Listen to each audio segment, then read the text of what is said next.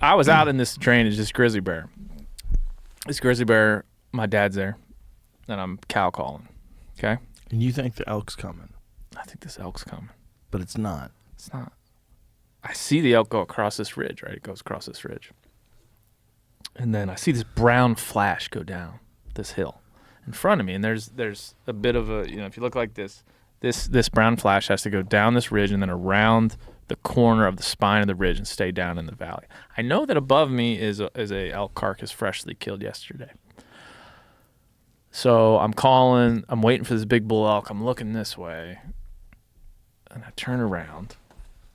I look down below me, and 100 yards below me, my dad's here, I'm here, and I turn around below me, and there's a giant bear 100 yards below me.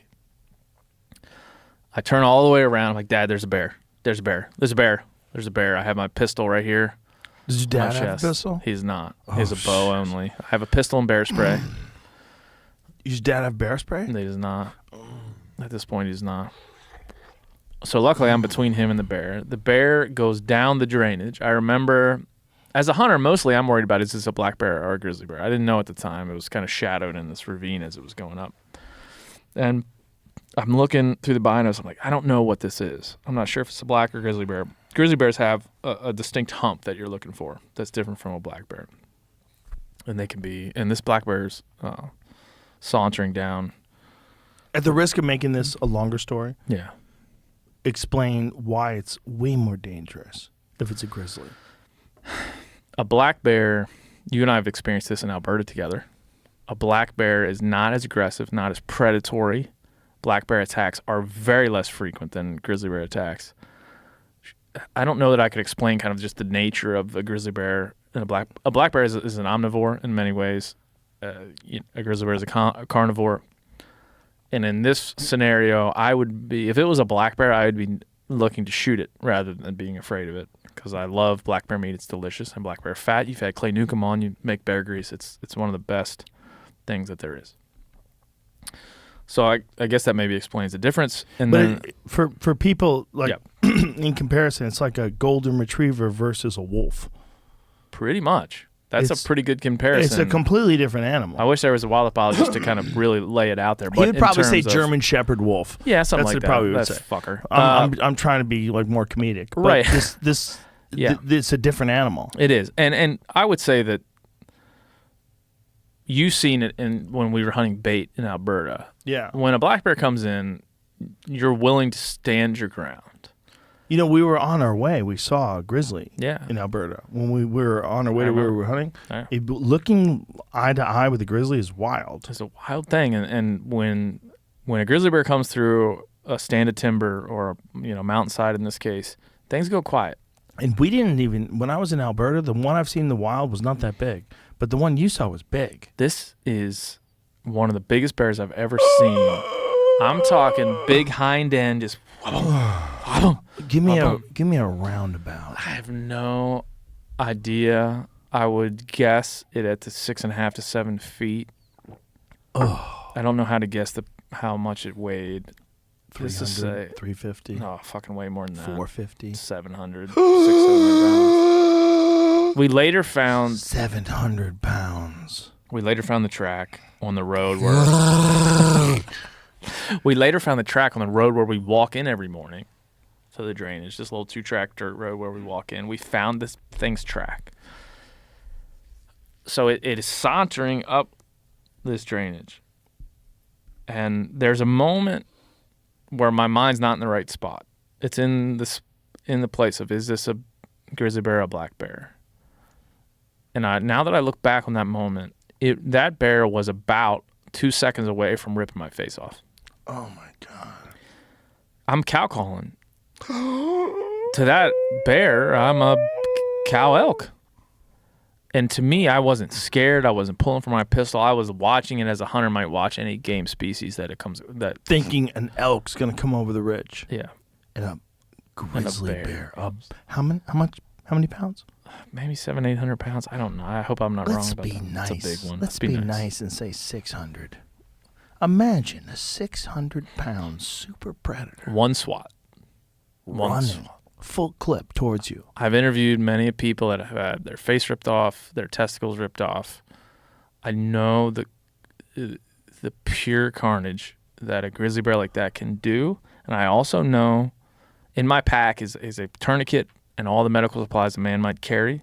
But I'm pretty close to town. My dad's there. We have our cell phone service. We're not in the backcountry. I know at this point, when I determined it to be a grizzly bear, it's already walking up the drainage away from me. I determined it's a grizzly bear. I know then that if it turns back to us, we got a problem. But if it keeps going up the drainage, I know where it's headed. It's headed to that elk carcass that was there. And so luckily for us, it goes up the drainage. It heads over towards the elk carcass and ducks into the timber, and it's not the end of it, but that's the end of that encounter. And you're carrying a pistol? I have a pistol. What caliber? 44 Magnum. A Taurus 44 Magnum ultralight. And I have a chest holster. That's from a guy named Razco. A guy in Bozeman makes this chest holster that attaches to the bottom of the is this chest. a revolver? This is a revolver.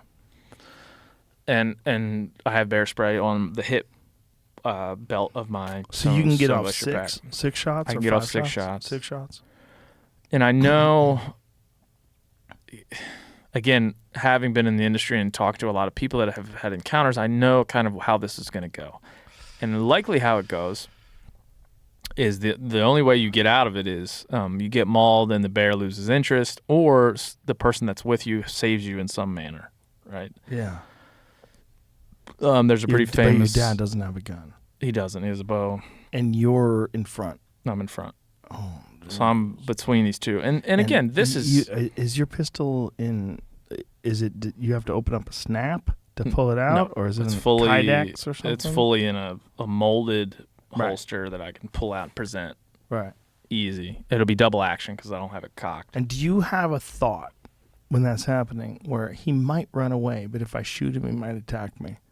Yeah, I mean, it's like a calculation, right? Yeah, and again, as a hunter, I'm more interested in what is this thing doing? Why is it here? Than I am like I should run away. Right. And that is, I think, both appropriate and also probably not the best thing to be doing, man. Like you should probably be.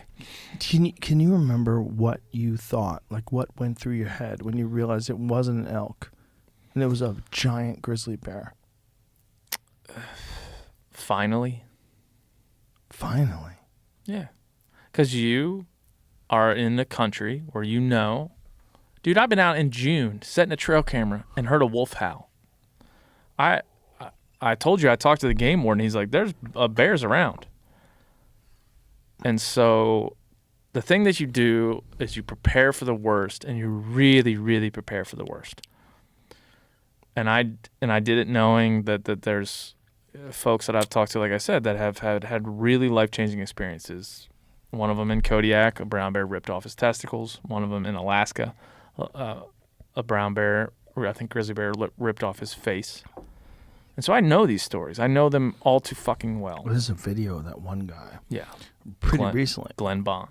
Yeah. How many, 4 or 5 years ago, right? It would have been back in, roughly whatever, that. Give or take a few years. Yeah. That one is available online. It's horrendous. Kind of, yeah. They keep pulling it offline. They put his face back together again. Pretty good. I have the full... I talked to that guy. I know that guy very well, and I have the full story of that. You can listen to it on the Hunting Collective. There's a podcast with Brett Bond. I listened to it. It's amazing. It's a whole nother show, probably. But it's like that's one of those conversations where like a vegan or an animal rights activist would be like, good. Some people might say that. Some people might say that. Like, I'm glad that fucking and bear people got said that guy. about Brett Bond and his father Glenn. Yeah, who they was did. attacked. There was a lot of people saying like, because they were hunting bears at the time, and they were hunting bears in their den on the Denali Highway in Alaska. Yeah. And so people were like, good, you hunt them in their den, that's what happens. And again, and that's where I come back to the emotion of finally, because so much of my hunting life in Montana has been anticipation of those encounters. And that was the first ever? With a bear, with a grizzly bear, yeah. Wow. Well, not the first ever in my life. First ever in Montana. I was once on a caribou hunt up in Northwest Territories. they helicopter you out into the middle of nowhere, and then you have I think a 12-hour delay before you can hunt once you've been helicoptered into the wilderness. I think it's 12 or 24 hours, but you have a delay before you can hunt. So you literally have to sit there and wait. And we were there at a time in August when there was no darkness. It was literally light pretty much the entire 24-hour day. And so we sat on a ridgeline, and we were glassing for caribou in the period where we couldn't hunt. And here comes this sow grizzly bear down this drainage. Every bush that she went by, whack! Every piece of moss, she just whack! Just crushed. She was upset. She's having a bad day. Whether her cub got taken or she was just in a predatory mood, I remember glassing her with a spotting scope going like, hope she doesn't come over here. And we were sitting on kind of a... Is that normal behavior when like a cub gets eaten by a boar? I don't know if that's normal behavior. I imagine it to be. For folks who don't know, that happens a lot. And the females try to fight the boar off. I imagine it to be. I imagine them to be aggressive in the times that they need to be. But I don't know enough to know if that's like every time a cub gets eaten, she goes out and whacks the shit out of the next thing she sees. I don't know that. But in this case, this sow was alone. She was not... she didn't look all that mature, but she was going down this drainage. Just everything she saw, she was hitting. And I thought, well, if she comes by me, you're fucked. I'm fucked. Yeah. And we were kind of on what we would call a glass and tit, which is kind of a raised up ridge, and glassing. And she got at some point below us where we couldn't see her. What a terrifying idea of a mad grizzly, like a road raging grizzly. You're like, dude, oh. And then that's you think what that like, is. It's like someone just fucking fuck you. And where do grizzlies live, right? The grizzlies don't live by the urgent care. Right. They live in places where if they whack you, you're fucked. You're fucked unless your friend knows if how to... If they break both your legs, you have to crawl to safety if you can. So in the examples of Brett Bond, who we were just talking about, he saved his father. His father got his face ripped off by a grizzly bear. He comes running down the hill with his .454 Casull, shoots this bear, bang, bang, bang, bang, bang, kills it. It actually... I was reading some of his accounts of the hunt. He measured 5.5 feet from his bootstrap to where the bear died when he was defending his father's life. His father had been attacked. Oh, my God. How much did the bear weigh? The bear is now in Glenn Bond, who's 70. He's probably in his 80s now, is in his living room. He got it mounted, full standing mount, and it's in his living room. I bet that bear weighed 800 plus pounds easy. And again, apologies for getting that wrong if that's the case. But we got to wrap this up. But before we wrap this up, yeah, how does that bear story end? Is that it? Yeah, the bear leaves and goes to eat that elk carcass. How close were you at the closest time? 80 yards. Toward death. How many seconds would it take for a bear to sprint at you from 80 yards? 2. Do you think you'd have time to pull the gun? Well, we did a whole thing with Clay Newcomb, if you look on the old Meat Eater YouTube, where we tried to figure out how quickly you could draw your bear spray or your pistol. Not so quick. Not so quickly. Not so quick. I probably would have gotten mauled. But again, that's the reality of the world in which we live, Joseph Rogan. That's a nice thing to say if you don't get mauled. If you do get mauled, you should say, I should take up roller skating. Yeah, if you don't get mauled, you're like, ah! If you don't get mauled, you're like, I am going roller skating from here on out. I'm going to take up crochet. Yeah. Like if you got mauled and you had the opportunity to not get mauled, you're like, yeah, I'm going to do something else. I'm going to keep my face.